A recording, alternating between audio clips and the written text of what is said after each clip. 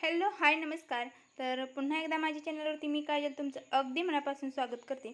तर आजच्या व्हिडिओमध्ये मी तुम्हाला माझा ब्लाऊजचा किंवा शिलाई मशीनीचा जो सेटअप आहे, मी कशा पद्धतीने सेटअप केलेला आहे तो मी छोटासा दाखवणार आहे या व्हिडिओमध्ये. तर त्यासाठी व्हिडिओ शेवटपर्यंत पहा, कुठेही स्किप करू नका. आणि मी माझ्या घरातूनच ब्लाऊज शिवते, तर माझा सेटअप मी तुम्हाला दाखवते. तर या पद्धतीने ही आहे माझी शिलाई मशीन, ज्याच्यावरती मी ब्लाऊज स्टिच करते. तर याला मी मोटर बसवून घेतलेली आहे या पद्धतीने. तर ही सम्राट कंपनीची मोटर आहे आणि शिलाई मशीन आहे ती रमेश कंपनीची आहे. तर या पद्धतीने ही शिलाई मशीन.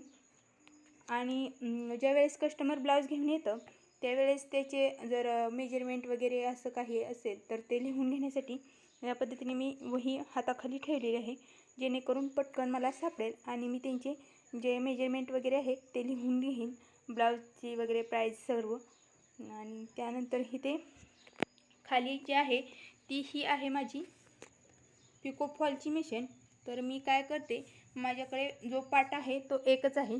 तर मला ज्यावेळेस पिको फॉल करायचा आहे त्यावेळेस मी हा जो सेटअप आहे हा उचलून याच्यावरती ठेवते आणि त्यानंतर मी पिको फॉल करत असते.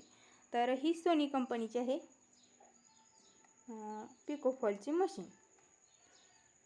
त्यानंतर जे वेस्ट कपडे असतात म्हणजे कटिंग केल्यानंतर राहतात, तर ते टाकण्यासाठी मी या पद्धतीने एक छोटंसं काहीतरी जुगाड बनवलं आहे. तर त्यामुळे मला कपडे कट झाल्यानंतर टाकायला इझी पडतं यासाठी. आणि त्यानंतर हा आहे टेबल. इथे मी ब्लाऊज कट वगैरे करत असते या टेबलवरती.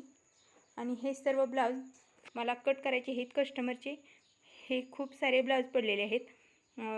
त्यानंतर इस्त्री आहे आपल्याला कपड्यावर इस्त्री करण्यासाठी. आणि हे ट्रायपॉड तुम्हाला माहीतच असेल, व्हिडिओ शूट करण्यासाठी आहे. तर या पद्धतीने या बॉक्समध्ये रील वगैरे सर्व काही मला जे मटेरियल लागणार आहे ते ठेवलेलं आहे. लेस, नॉड, टेप वगैरे सर्व.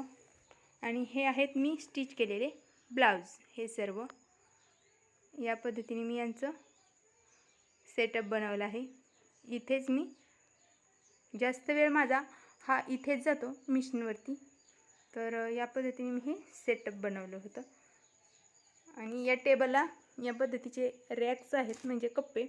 तर कस्टमरचे जे ब्लाऊज आलेले आहेत ते मी त्या बॅगमध्ये ठेवते, म्हणजे पिशवी जी त्यांनी आणलेली असते आणि त्याच्यावरती त्यांची नावे टाकायची, म्हणजे ते पटकन लक्षात येतं की कोणत्या कस्टमरचे कोणते ब्लाऊज आहेत. तर या पद्धतीने मी खूप सारे ब्लाऊज साड्या पिको फॉलसाठी आलेले आहेत. तर या पद्धतीने मी ठेवलेले आहेत पूर्ण याच्यामध्ये. आणि त्यानंतर हे आहे अरीवर्क स्टँड. तर याच्यावरती मी अरीवर्क करत असते. तर या पद्धतीने चालू आहे माझं अरीवर्क करण्यासाठी. तर माझा व्हिडिओ तुम्हाला कसा वाटला हे कमेंट करून मला नक्की सांगा. आणि माझे जर व्हिडिओ तुम्हाला पाहायला आवडत असतील तर माझ्या चॅनलला नक्की सबस्क्राईब करा आणि बेल आयकॉनचे ऑलवरती क्लिक करा, जेणेकरून मी जे नवीन नवीन व्हिडिओ तुम्हाला पाठवते त्याची नोटिफिकेशन सर्वात अगोदर मिळेल. तर पुन्हा भेटूयात अशाच एका नवीन व्हिडिओमध्ये. तोपर्यंत